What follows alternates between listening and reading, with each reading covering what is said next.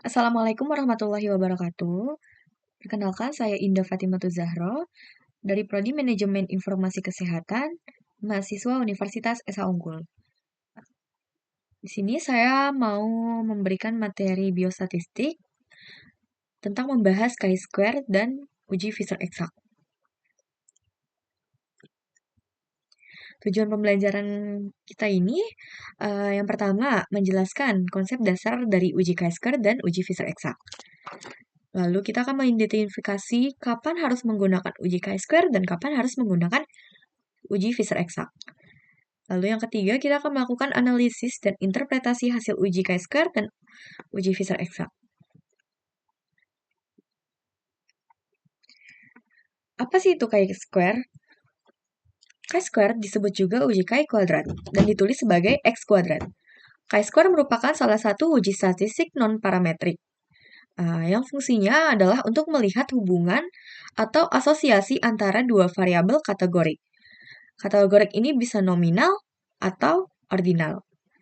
Uji chi-square ini membandingkan frekuensi yang diobservasi dengan frekuensi yang diharapkan. Dapat diterapkan pada tabel kontingensi dengan ukuran yang lebih besar dari 2 kali 2. Asumsinya, minimal 80% sel dalam kontingensi memiliki frekuensi harapan lebih dari atau sama dengan 5. Jadi, jika syarat uji chi-square tidak terpenuhi, bisa mempertimbangkan uji Fisher eksak. Uji chi-square ini untuk kegunaan dan aplikasinya biasa digunakan dalam penelitian yang memiliki jumlah data cukup untuk memenuhi asumsi frekuensi yang diharapkan. Sering digunakan dalam survei sosial, psikologi, dan penelitian kesehatan.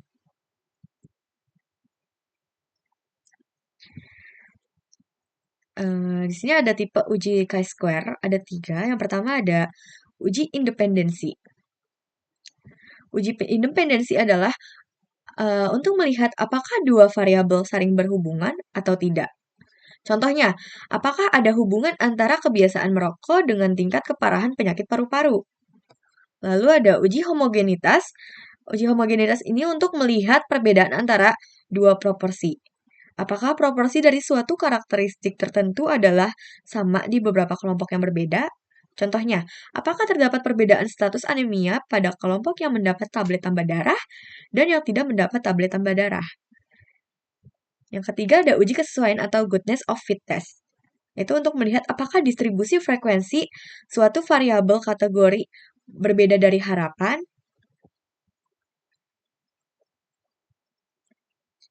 Kita masuk ke rumus chi-square. Rumus chi-square itu adalah x kuadrat sama dengan sigma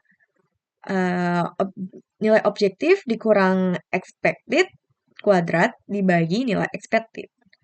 Ini sigma adalah operator penjumlahan dari hasil O dikurang E kuadrat dibagi E.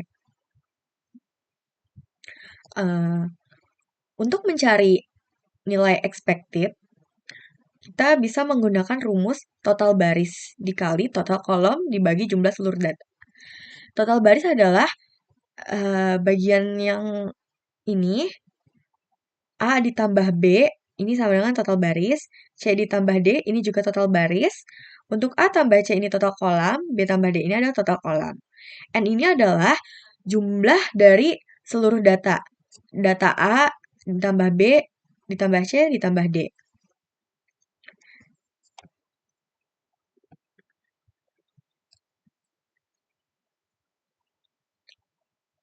Lalu, kita dengan menghitung nilai tersebut, bisa diketahui nilai P dan keputusan untuk uji hipotesis menolak atau menerima H0 dengan mempertimbangkan nilai DF.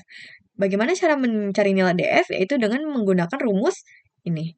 Ada jumlah baris dikurang 1 dikali jumlah kolam. Untuk mencari nilai X tabel dengan nilai DF menggunakan tabel distribusi chi-square. Jadi, penting banget untuk tahu berapa nilai DF dan berapa alpha yang kita gunakan. Contohnya, kita menggunakan alpha 5%. Alpha 5% itu sama dengan 0,05 dan DF-nya 1. Nah, ini kita tinggal cari nih. DF 1 dengan alpha 0,05%. Maka X tabelnya adalah 3,84. Lalu langkah pengujiannya yang pertama kita membuat hipotesis terlebih dahulu, yaitu H0 tidak ada hubungan antara variabel A dan variabel B. HA atau H hipotesis alternatif terdapat hubungan antara variabel A dan variabel B. Lalu kita menentukan nilai kritis alpanya, itu umumnya 5% ya. Lalu kita menentukan derajat kebebasan, menghitung expected value, menghitung uji statistik, lalu kita melakukan keputusan uji statistik dan membuat kesimpulan. Kesimpulannya ini adalah jika X hitung lebih besar dari X tabel, maka menolak H0. Jika X itu lebih kecil dari X tabel, maka gagal menolak H0. Contoh soalnya, sebuah rumah sakit baru saja meluncurkan sistem pendaftaran pasien online. Kemudian, seorang manajer rumah sakit tersebut ingin mengetahui apakah jenis pendaftaran online atau offline memiliki hubungan dengan tingkat kepuasan pasien, puas atau tidak puas, terhadap pelayanan pendaftaran di rumah sakit. Nah, ia mengumpulkan data dari 300 pasien yang baru saja berkunjung. Pertanyaannya, dengan alfa 5%, apakah ada hubungan antara jenis pendaftaran pasien dan tingkat kepuasan pasien? Ini contoh, ini adalah nilai observasinya. Ini nilai observasi ya, teman-teman, bukan nilai expected. Gimana untuk mencari nilai expected? Nanti kita jelaskan di slide selanjutnya. Pertama, kita membuat hipotesisnya terlebih dahulu. Hipotesisnya yang pertama ada hipotesis 0, tidak ada hubungan antara jenis pendaftaran pasien dengan tingkat kepuasan pasien. HA-nya, terdapat hubungan antara jenis pendaftaran pasien dengan tingkat kepuasan pasien. Kita menggunakan batas kritis adalah 5%, sama dengan 0,05. DF-nya, untuk mencari nilai DF ini, baris dikurang 1 dikali kolom dikurang 1. Tadi sudah ketahuan ya, kalau di sini nilai barisnya ada 2 dan kolomnya ada 2. Maka hasilnya adalah DF-nya 1. Untuk mencari nilai expected value-nya. Ini adalah nilai expected value. Kalau tadi yang ini adalah nilai observasi. Gimana caranya? Caranya itu adalah dengan total baris dikali total kolam dibagi jumlah keseluruhannya.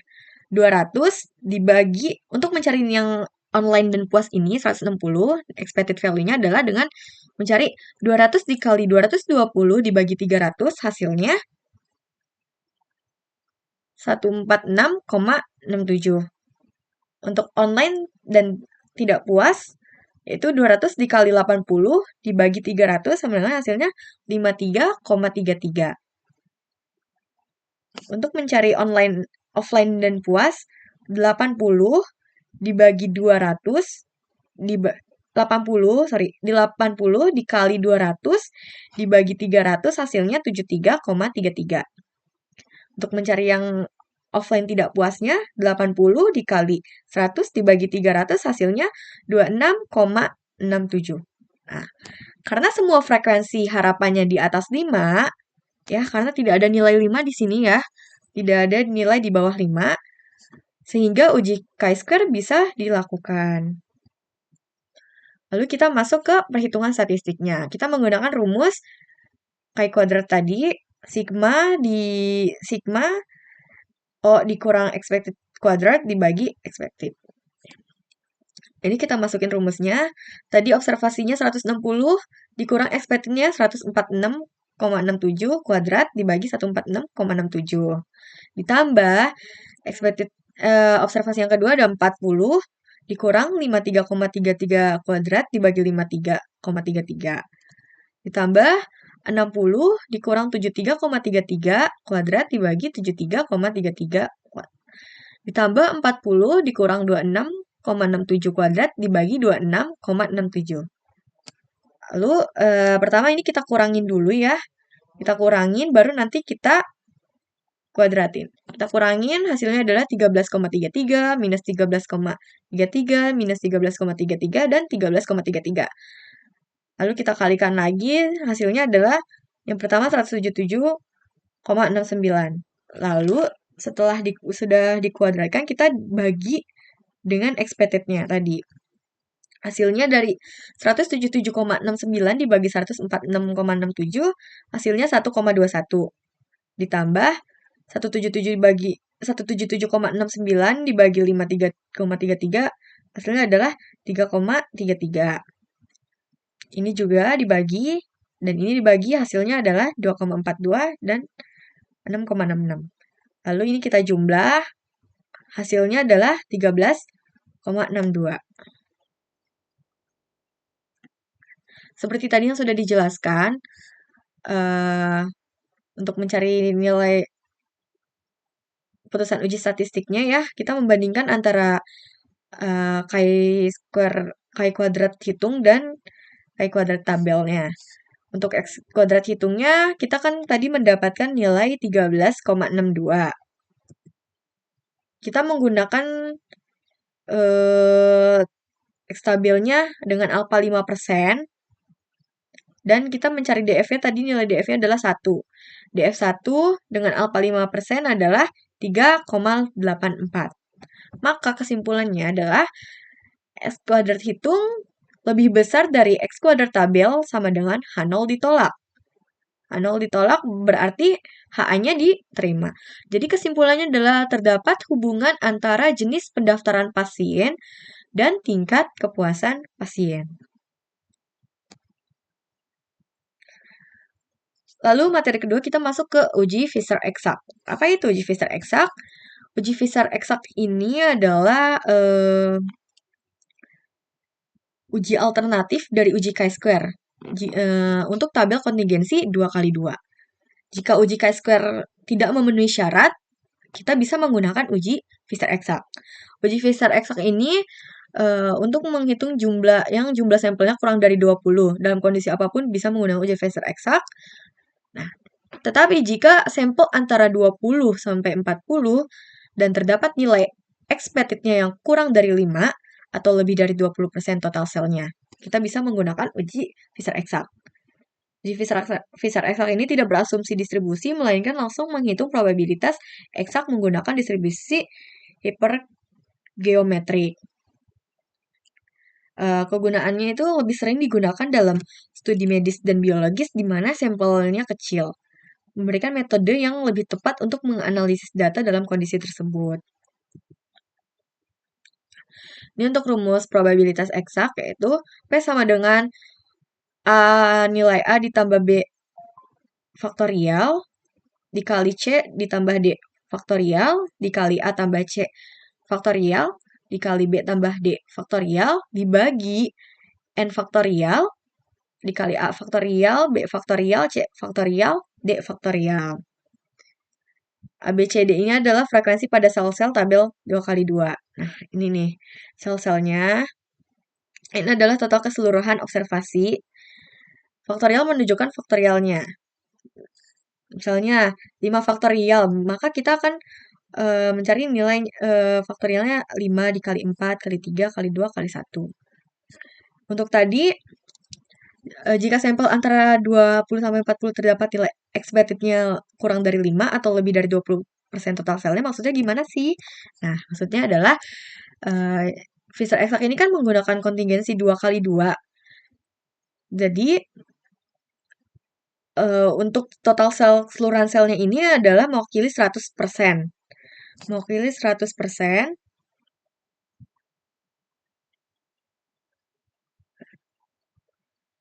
Mewakili 100%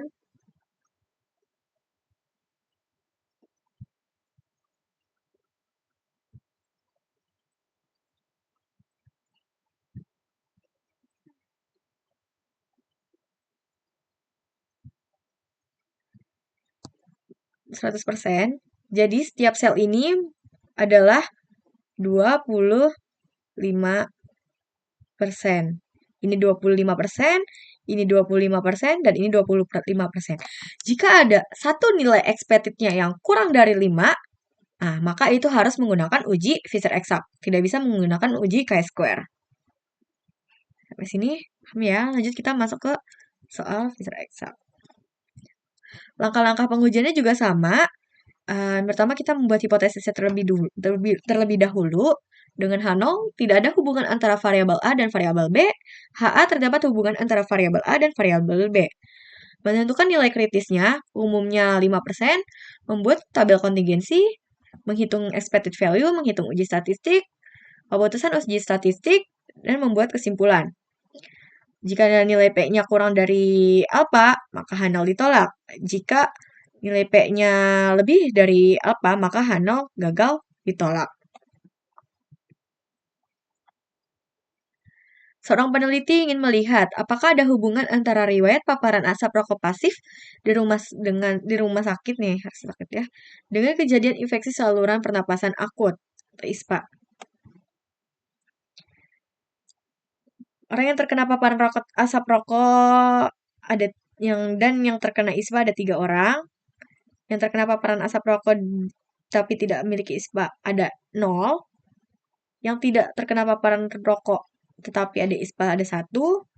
Yang tidak terkena paparan rokok dan tidak ISPA ada 3. Nah, dalam menghitung probabilitas eksak pada tabel di samping, tabel ini, nih, mudah dilakukan karena salah satu selnya ada yang bernilai 0. Sehingga kita tidak perlu menghitung nilai deviasi ekstrimnya. Contohnya. P sama dengan, kita masukin rumusnya terlebih dahulu. Nilai A ditambah nilai B faktorial. Nilai A tadi berapa? Nilai A-nya adalah 3, nilai B-nya adalah 0. Jadi 3 ditambah 0 faktorial. Nilai C-nya sama 1 ditambah 3 faktorial, 3 ditambah 1 faktorial, 0 ditambah 3 faktorial dibagi 7. 7 ini adalah nilai keseluruhannya, yaitu 3 ditambah 0 ditambah 1 ditambah 3. Ya. Lalu 3 faktorial, 0 faktorial, 1 faktorial, dan 3 faktorial. 3 faktorial, tadi ya kita menggunakan rumus 3, maka 3 dikali 2 dikali 1, 4 dikali 3 dikali 2 dikali 1, hasilnya adalah 6 dikali 24 dikali 24 dikali 6 dibagi 5040 dikali 6 dikali 1 dikali 1 dikali 6. P-nya, nilai P-nya hasilnya adalah 20.736 dibagi 181.440, hasilnya adalah segini, 0,1143. Kesimpulannya, karena nilai alfanya adalah 0,05 atau nilai P-nya lebih besar dari 0,05, maka H0 diterima pada uji satu sisi. Ini adalah uji one tail. Karena untuk nilai two tailnya, jika P lebih besar dari 0,05, ini kita kalikan 2 ya. Tetap hasilnya adalah H0 diterima pada uji dua sisi. Jadi, pada uji satu sisi maupun dua sisi, kita menyimpulkan tidak ada perbedaan yang bermakna antara riwayat paparan asap rokok pasif dengan kejadian ISPA. Oke, kesimpulan dari materi kita hari ini yaitu jika teman-teman bisa menggunakan chi-square untuk sampel besar dengan frekuensi harapan memenuhi syarat. Frekuensi harapannya tadi berapa? Untuk menggunakan chi-square lebih dari sama dengan 5. Jika nilai chi-square-nya tidak terpenuhi atau sampelnya kecil, bisa menggunakan Fisher Exact, yaitu jika nilai expected-nya kurang dari 5 atau lebih dari 20% total selnya. Kedua uji ini membantu mengidentifikasi hubungan antar variabel kategorik, tetapi interpretasi hasil harus mempertimbangkan konteks penelitian. Cukup selesai materi kita hari ini. Kurang lebihnya mohon dimaafkan. Wassalamualaikum warahmatullahi wabarakatuh.